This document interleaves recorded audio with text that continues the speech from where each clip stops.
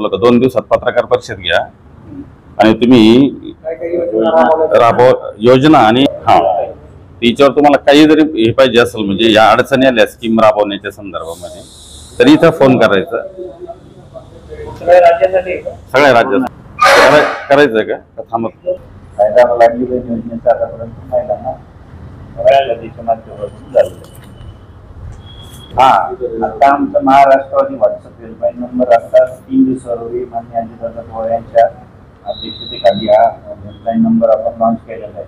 WhatsApp आहे, याच्यात तुम्हाला काय अडचण असेल तुम्ही व्हॉट्सअपवर जायचं, हा मोबाईल नंबरला हाय टाकायचं, तुम्हाला काय अडचण ती अडचण टाकायची, लगेच तुम्हाला त्याचं सोल्युशन मिळेल। औरंगाबाद जिल्ह्यामध्ये संभाजीनगर मध्ये अकाउंटवरती पैसे जमा झाले।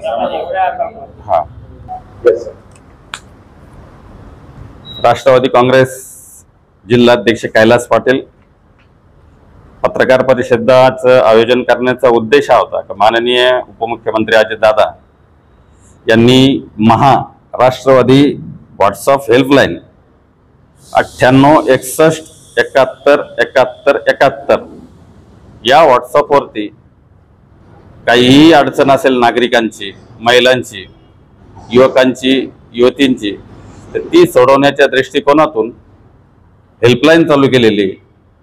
महाराष्ट्र शासनाच्या जेवढ्या पण योजना आहे, मग ती लाडकी बहीण योजना असेल, वारकरी सन्मान योजना असेल, महिला मातृशक्ती सन्मान योजना, गृहिणींचा आदर, मुलींना मोफत शिक्षण, बळीराजाला दिलासा, कापूस सोयाबीन कांदा उत्पादक यांना भरीव अनुदान, युवा शक्तीला ऊर्जा, दुर्बल घटकांसाठी विविध योजना, त्याचप्रमाणे शेती पंपाचे 2 हाऊसफोर 5 हाऊसफोर आणि 7.5 हाऊसफोर पर्यंतची कर्जमाफी अशा अनेक योजना माननीय अर्थमंत्री आणि राज्याचे उपमुख्यमंत्री अजितदादा यांनी घोषित केल्या। आणि ह्या सगळ्या योजना जिल्ह्यातल्या सगळ्या नागरिकांना याचा फायदा मिळाला पाहिजे आणि त्याच्यामध्ये काही अडचणी येत असेल त्याची अंमलबजावणी होण्यासाठी तर राष्ट्रवादी काँग्रेस पक्षाचे सर्व कार्यकर्ते प्रत्येक तालुक्यामध्ये, जिल्हा परिषदेच्या सर्कलमध्ये,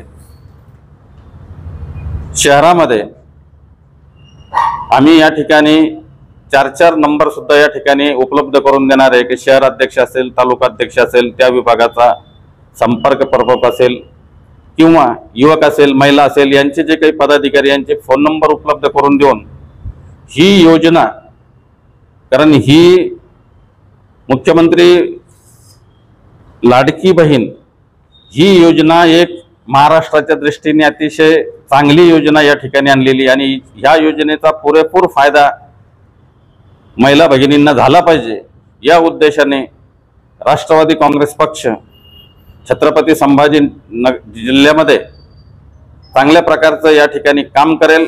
महिलांना जे काही आता आपण या ठिकाणी चर्चा करताना काही विषय निघले, KYC असेल किंवा इतर जे काही अडचणी असेल त्या अडचणी सोडवण्याच्या दृष्टीने ही हेल्पलाईन चालू केलेली आणि प्रत्येक तालुक्याच्या प्रत्येक कार्यालयातून या ठिकाणी या योजनेचा फायदा देण्यासाठी लोकांना या ठिकाणी कार्यकर्त्यांना प्रवृत्त केलं जाईल आणि त्यांच्या समस्या सोडवण्याचा विचार केला जाईल।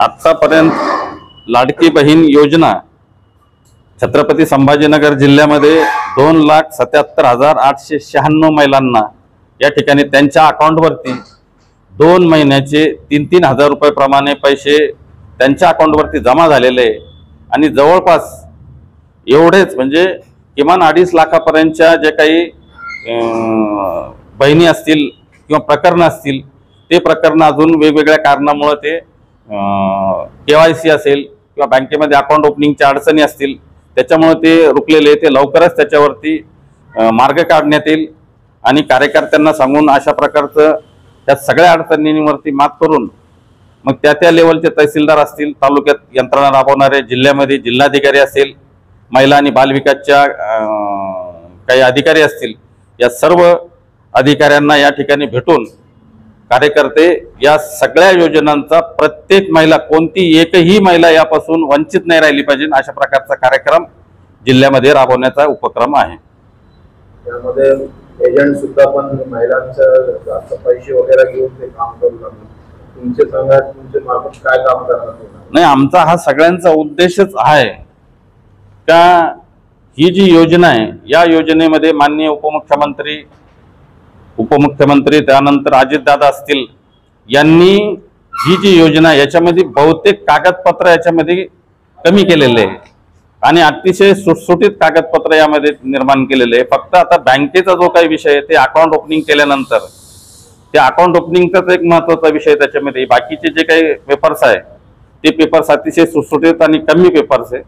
आणि ही जी काही बँकेची जी खाते ओपनिंगची जी प्रक्रिया याच्यामध्ये सुद्धा जिल्हा मध्यवर्ती बँक असेल किंवा इतर जे काही बँका असतील यांना सुद्धा या ठिकाणी सांगितलेलं आहे तर तुम्ही या ठिकाणी कमीत कमी याच्यामध्ये अकाउंट ओपनिंग करावं आणि यांना या लाडके बहिणी योजनेचा फायदा लवकरात लवकर कसा मिळेल अशा प्रकारच्या सूचना या सगळ्यांना दिलेल्या आहेत.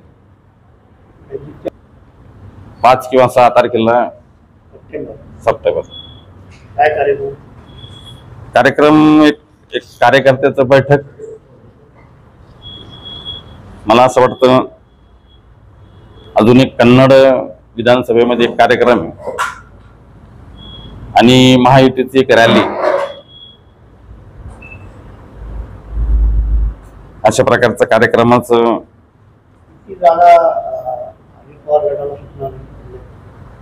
नाही अजून तर आज तसं काही नाही. नाही आता तर आम्ही तर गंगापूरवर दावा ठोकतो. प्रामुख्याने आमचं गंगापूरमध्ये काम चांगलं चालू आहे. कन्नड सुद्धा जागा आमच्यासाठी हे पैठण सुद्धा म्हणजे चांगल्या प्रकारचा रिझल्ट आम्हाला दिलेला होता. पण आता वरती जे काही निर्णय घेतील तो तिन्ही पक्षाची आघाडी म्हणजे आमचं काम तर किमान 3-4 विधानसभा मतदारसंघामध्ये चांगल्या प्रकारचं काम आहे. ते गंगापूर असेल, कन्नड असेल, वैजापूर आणि पैठण या ठिकाणी अतिशय चांगल्या प्रकारचं काम आहे. शहरामध्ये सुद्धा प्रगती चालू आहे. विधानसभा इलेक्शनसाठी काय इच्छुक उमेदवारांची पण मुलाखत होणार आहे? अजून तर तसं काही नाही. पहिले जागा सुटण्याचा विषय आणि जागा सुटल्यानंतर वरती काय तडजोड होत्या त्याच्यानंतर ते उमेदवारी अर्ज मागवण्याच्या हिशोबाने पक्ष जसं जसं आदेश देईल तसं तसं कुठेतरी महायुतीमध्ये दादाची कोली करण्याचा प्रयत्न होतो असं तर वाटत नाही. जेणेकरून त्यांनी महायुतीतून बाहेरच पडावं. नाही तसं तर नाही. माझं मत असं आहे की एक वातावरण जाणून बुजून दादाच्या संदर्भात एक निर्माण केलं जात आहे. परंतु भारतीय जनता पक्ष, शिवसेना आणि राष्ट्रवादी काँग्रेस हे तिन्ही पक्ष एकत्रितपणे निवडणुका लढतील अशा प्रकारचं आमचं मत आहे आणि वरतून तसे पक्षांचे आदेश आहे. आणि कोणत्याही प्रकारचं आता आपण चर्चा करता परंतु दादांची जाणीवपूर्वक कोंडी केली जाते अशा प्रकारचा जो अपप्रचार पसरवला जातो तो चुकीचा आहे. शहरामध्ये किती सीटावर जाणार? शहरमध्ये एखादी जागा मागू परंतु आता रनिंग आहे. काय कशाचं गुलाबी जॅकेट कसं असतं दादा, आता प्रत्येकाला काही ना काही तो एका वेगळ्या याच्यावरती गेल्यानंतर काय म्हणतो त्याला त्या पैलू किंवा याच्यावर गेल्यानंतर काही ना काही माणसाला वाटतं का आपण एक काहीतरी वेगळं करून दाखवलं पाहिजे. म्हणून दादाच्या मनात अशी काहीतरी गोष्ट आली असेल की ते दादांनी गुलाबी जॉकेट चॉईस केलं आणि तो एक महाराष्ट्राच्या समोर त्यांनी जे 34-35 वर्ष काम केलं महाराष्ट्रासाठी त्याच्यातून एक त्यांनी चांगल्या प्रकारचं काम दादांनी या ठिकाणी केलं. म्हणजे 1991 पासून माझे दादाचे संबंध आलेले त्यांचं काम करण्याची जी पद्धत आहे मला असं वाटतं की बाबा त्यांनी एवढं काम केल्यानंतर सुद्धा काही गोष्टीत त्यांना अडचणी निर्माण होता, विनाकारांच्या बदनामी होत्या आणि त्यांना असं वाटतं की बाबा आता असं काहीतरी एक आपण त्यांच्या मनात आलं असेल कोणीतरी त्यांना सांगितलं कदाचित तर बाबा हे गुलाबी जॅकेटचं रहस्य तर ते आता 4 महिन्याच्या नंतरच तुम्हाला समजेल काय कुठेतरी तुम्ही कार्यकर्ते आहात असं विभागल्यापासून जग पडल्यापासून काही चुकलंय आपलं, काहीतरी आपण कुठेतरी असं मिस करतोय मोठ्या साहेबांना काय वाटतं ना? पवार साहेबांना म्हणजे मोठे पवार साहेब तर काहीतरी आपलं मिस झालंय. पुण्या गोविंदांना आधी एकत्र घेतो, तुकड्या तुकड्यामध्ये विभाग कुणीतरी आणि महाराष्ट्राचं वाटोळं करायचं असं काही वाटतं का तुम्हाला? म्हणजे मनात अंतर्मन सांगतंय का? अंतर्मन तर तसं काही सांगतंय नाही सांगा काय, कारण दादा ज्याची आता परिस्थिती अशी 35 वर्षापूर्वीचा काळ वेगळा होता, 50 वर्षापूर्वीचं पॉलिटिक्स वेगळं होतं, आजचं पॉलिटिक्स आणि आजचा काळ वेगळा आहे. आणि आज कोणीही थांबण्याच्या मनस्थितीत नाही. आज जर आपण विचार केला तर प्रत्येक मतदारसंघात 4-4, 5-5 उमेदवार तयारी करतात. आणि दादांनी बोलून दाखवलं 1-2 वेळेस तर मग एवढं 34-35 वर्ष काम केलं, सगळ्यात जास्त काम केलं. आणि दादांची इच्छा आहे की बुवा या महाराष्ट्राचं त्यांनी नेतृत्व केलं पाहिजे, अशा प्रकारचं मुख्यमंत्री झालं पाहिजे अशी त्यांची इच्छा आहे आणि आमची इच्छा आहे. तर त्या दृष्टीने कुठंतरी या गोष्टी घडतायत. आणखी प्रश्न तर वाटत नाही.